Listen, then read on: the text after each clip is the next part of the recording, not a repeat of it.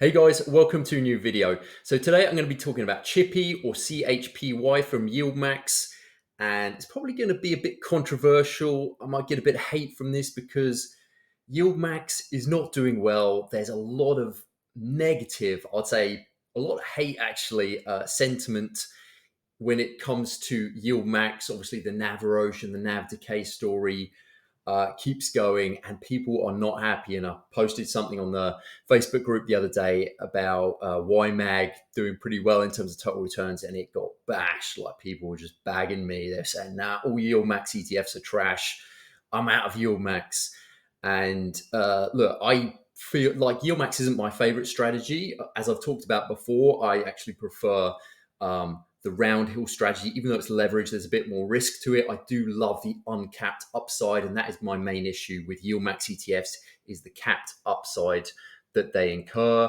And Rex, I did a video on Rex shares recently, and I think Rex is probably the best option to not have so much risk. The downside isn't as brutal as the Roundhill downside on their weekly pay ETFs, but it's a nice merge between YieldMax and Roundhill, and it has pretty much uncapped upside, but its downside isn't leveraged too much, and its total returns are really good. So for me, I'm looking into Rex and Roundhill mainly, but that's not to say that YieldMax doesn't have some really good ETFs within its portfolio. And I think that we're getting quite emotional right now. I myself am down a lot in my high yield portfolio.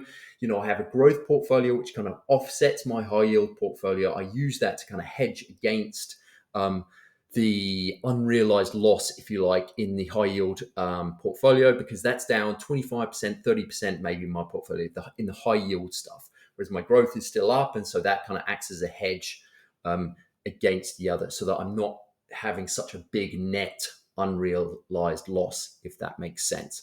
But I do think that it's worth noting that YieldMax, there are some ETFs within the YieldMax space that are worthy of our attention, and CHPY is one of them. It's been on my radar for a long, long time, and I've never got into it because I've never seen it dip. It's been quite stable going up, and it's never dipped enough where I've thought that's a really good buying opportunity. But I think now might be the time where I finally get into it. So that's what we're going to talk about, CHPY. Of course, I need to just go through the disclaimer. So this video is, of course, not financial advice. This channel is purely based on my thoughts as I navigate my own personal investment journey. Please, please, please always do your own research. So let's get into it. First, what is CHPY or CHPY from YieldMax? Well, CHPY is an actively managed ETF that seeks current income and capital appreciation via direct investments in a select portfolio of semiconductor companies. CHPY aims to distribute such income on a weekly basis. So it's a weekly ETF. It's in the semiconductor AI space, and it's been doing pretty well, as we'll get into. Now, one of the big things is that CHPY's exposure to gains, if any, of the share price returns of the underlying securities is capped. So this is really important. It is capped. So if the underlyings of CHPY, CHPY, go up 100%, then CHPY will only capture about 60 or 70% of that increased upside. So if all these semiconductor companies as a total within the portfolio go up 10%, then CHPY is only going to go up 6 to 7% because it is capped. Whereas a Roundhill ETF in the weekly pay space, it's leveraged 120%. If that was to go up 10%, the leverage would actually help it to go up 12%. So it almost goes up double if you're using that leveraged Roundhill weekly pay strategy, whereas this is a covered call capped strategy. So that's important to know. And then CHPY is also subject to all potential losses. So it's capped on the way up, and its losses are full. They're 100% on the way down. So this is why there is NAV decay and NAV erosion, in my opinion, on the YieldMax. And that's why I have to be really careful about when you get into them and which ones you get into. And I think this is important because I myself have been guilty of getting into your higher risk plays, your Misties, your Conies, and putting too much of my investment into those riskier one stock Bitcoin crypto related ETFs. And I should have maybe been a bit more conservative in getting into the Mag 7 ETFs, maybe the NASDAQ 100 ETFs, putting more focus, or at least a bigger chunk of my portfolio, into the lower risk ones that still generate 20-30% a year, as opposed to going for the 80-90-100% that are really volatile, and when they come crashing down, we're all freaking out and it's like, what do we do?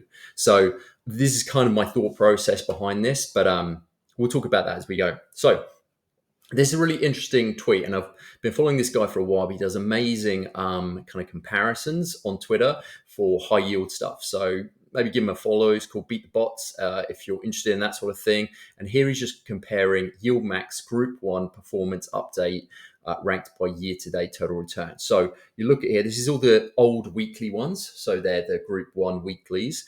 And as you can see here, like ULTY is probably one of the most popular. YMAX is pretty popular. YMAG, I'm in LFG. I'm still bullish on LFGY because I think that will I still think there's an opportunity there. Some people don't, but we'll see what happens. And then, of course, if you look up here, CHPY is just smashing the rest of the field. 61% total return year to date. That is pretty incredible. You've got some of these which are down. I mean, even ULTY is up 16%. When was this posted? End of October. So this is before the recent downturn from the last 2 or 3 weeks. So bear in mind, this data is a little bit old, and that's why it's important to do your own research. So we will get into comparing some of these later. But I just think this is a nice visualization of showing, based on end of last month, end of October, CHPY was absolutely smashing out the park. And it is a bit more of a consistent lower risk play because it's a basket of AI semiconductor companies that most people are bullish on, and it's just covered call. It's like, what's it making? We'll go back to the distribution. So 40% distribution rate. So it's a decent income, but it's not like your 90% where you're struggling to recover that NAV, where you're getting absolutely roasted from that amount taken out of the share price from the distribution, and then having to recover that NAV from such a big distribution. So I actually think 40%, 50%, that's really nice sweet spot. And that's why it's been able to do well in terms of NAV and also pay a decent distribution. So, so that's YieldMax. So obviously CHPY is by far the best weekly ETF in terms of data, in terms of return to date. But what else have we got here? So this is same guy, Beat the Bots, does some cool posts. 10 income ETFs with zero NAV decay year to date. So zero NAV decay. This is a big talking point in this space because everyone's like, what is causing the NAV erosion? And people kind of associate NAV erosion with YieldMax, and it's not actually always the case. And that's why you have to be really careful about which ones you're getting into, when you're getting into. So times like this, times like April, when there was stock market lows, when the market was in fear. If we look at the fear and greed stock market index at the moment, it's in fear, like extreme fear. So these are the times when, in my opinion, it's good to be loading up. And I myself am de-risking a little bit from stopping getting so much into the Bitcoin plays, even though it's an amazing price right now. I've actually been buying spot Bitcoin, so that's more of my growth portfolio. Obviously, I'm just buying Bitcoin on the Bitcoin spot, Bitcoin through IBIT.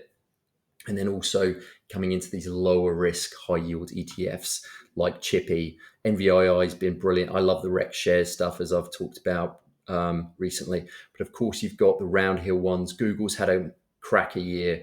Robinhood, I'm in HOOW, and I've been buying quite a bit of that recently as it came under the $50 mark, which is just an amazing buying opportunity. So the big issue at the moment is like no one has enough money to buy this dip, and it's just like, who do I get, using all the distributions, and it's like, what do I need to sell to buy this dip? Because I've been loading up on HOOW, trying to de-risk with CHPY. MAG, I'm either doing MAG or YMAG. That's something I'm considering at the moment.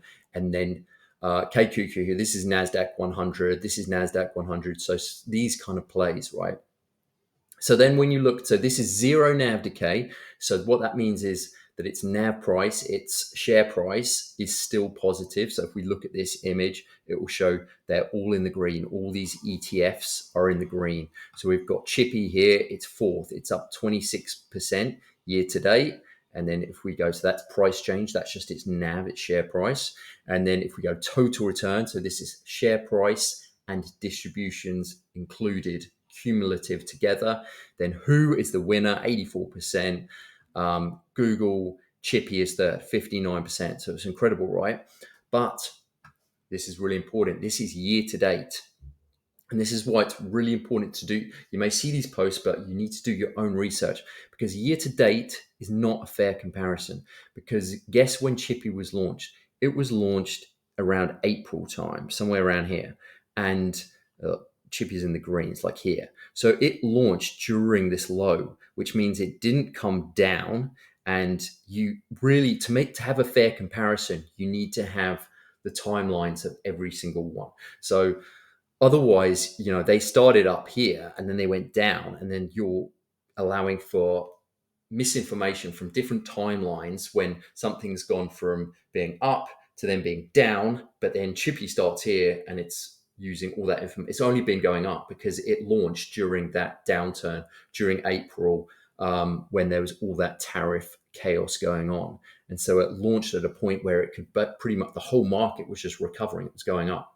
So it's something really important to consider, so that when you do your own comparisons, that it's a fair comparison, so that it's, every single ETF has been launched by this time. You can't have one launching up here, because then it's only been downside. The last 3 weeks have been bad for the stock market. So it would be negative, which isn't a fair comparison if they were to have launched here. So you need to have a fair timeline. Anyway, just something to note, because the Facebook group was kicking off about comparisons. Anyway, so this, I'm just comparing some of the more popular players in the high yield ETF space. So QQQI, this is a NASDAQ 100 from NEOS. It's been very popular over the last few months. It's a bit more conservative, a bit less risky, but it seems very popular in the space. So this is the NEOS one. MAGI is the ROUNDHILL MAG 7 ETF. That's really popular at the moment. YMAX has always been pretty popular, but obviously people are hating YieldMax at the moment, so it's probably not as popular. And then you got ULTY, that was super popular like 3 or 4 months ago. Now everyone's hating on it. And then AIPI, that's a REX one. So REX, really like what REX are doing. And that's just a standard cover call strategy on the AI kind of also the AI tech sector. It's a basket of AI companies and using cover call strategy on that. So if you look at this, then AP, if we'll call it that, AIPI is the winner, 30%, even with this drawdown here that we've had over the last few weeks. Up 30%, QQII 26%, MAGI up 21%, YMAX 16%. They're all up. Surprising that ULTY's still up. Oh, it's because it's during that low period. If this was year to date, this would be a different story, because they would have had that downturn going from January to April. Okay, so now we're going to add CHPY and see how that stands, considering. So we'll add CHPY, total return, and there we have it. Up here, it was smashing it. So this was end of October, was kind of that high, and CHPY was up 65% total return, and then AIPI up 41%, ULTY 38%, YMAX, QQQI, and MAGI. And then, of course, we've had a bigger dip. So CHPY AI semiconductors, it's going to dip harder than compared to like your QQQI, your NASDAQ 100. So here, it's going to dip harder than these guys, but still from this time frame, from the beginning of May or end of April, April 24th, from the lows of that kind of tariff chaos when the market was in a bit of a downturn, to here, CHPY still beats all these other players. It beats the MAGIs, it beats the YMAXs, it beats the ULTYs, it beats the QQI, which is one of the most popular NASDAQ 100 high yield ETFs at the moment, and it beats AIPI. So it really is one of the, in my opinion, underrated ETFs. And because it's YieldMax, it probably gets overlooked a little bit because of NAV erosion and all that sort of thing. But for me, considering what's happened over the last 3 weeks, and because I want to de-risk and put a little less into the single stock ETFs, I think I'm going to treat this as an opportunity. You see this dip here, I'm probably going to start adding some money into CHPY as long as this stays around here, if we consolidate this price range. So if we go over here, we'll go to the CHPY chart. And as you can see, it's been going up slowly. This is just the price, the share price. So, this is pretty good I wouldn't call this NAV erosion because this is the stock market. Every single stock and ETF has gone down in the last few weeks. So if you look at this and go, oh, that's YieldMax NAV erosion, I would disagree with you on that. That is every single stock or ETF pretty much in the whole market, apart from, some weird ones that are doing really well. But if you look at the NASDAQ 100, for instance, that's also coming down a lot in the last few weeks. So for me, this is a buying opportunity. What are we down? We're down from the all-time high. CHPY was at $60, and we are down to, it's just had a bit of a relief rally here. And so it's down about 11.5%. So for me, if something dips that I'm quite bullish on, and I think CHPY will continue to do well in the semiconductor AI tech space. And even though it's capped, I think it's a less risky play. And I really like it. I like how it's performed. I like its underlying assets. I like that the distribution is only 40%. It can recover its NAV. I think it's a good play, even though it's YieldMax. And I've got to say that. I know that people won't agree and they'll be like, no, I'm out of YieldMax. But I think this is a good buying opportunity. Down anything over a 10% correction, for me, I'll probably continue to buy into it. And I think this is one of the important things that I've realized is that I'm not going to just buy, instead of just, sorry, let's get rid of that. If instead of just like, okay, we're down a little bit, I'm going to buy here and then reinvest my distributions here, and then, or like it comes down here, reinvest my distributions. Okay, reinvest. I'm just going to hold cash and wait for bigger dips, because I think that the consensus normally of the stock market is timing the market beats timing the market, but I actually don't think that that's true in the high yield ETF space. I think you need to time the market. I think you need to buy in that April low, and you probably need to buy it. For me, not financial advice, but I'm treating this as a buying opportunity. And I think that you need to save. Probably this is what I'm going to do more going forward, as I've realized that I don't have enough cash remaining to buy these dips, is to hold more for these times of extreme fear. Like the stock market and crypto are both in extreme fear at the moment, and I need to hold more cash in reserve for those moments, for those opportunities. That's just my opinion. That's how I'm looking at the market, my thoughts on these things. And so anything around this range, I'm going to be looking to buy into CHPY, I think. So that will probably be my next move in the next couple of days. Some people will probably not agree. Of course, it's YieldMax. There's a lot of negativity and emotion, it seems, in the space at the moment. I understand. I'm down a lot at the moment. It hurts. It's painful, but the market will recover. So what are you going to do? Are you going to hold? Are you going to buy into the opportunity like I am? Let me know your thoughts. Let me know if you like CHPY, if you agree, or if you're staying away from YieldMax altogether and you hate everything that I just said. Let me know in the comments. Thanks for listening, and I'll see you in the next one. Cheers, guys. Bye.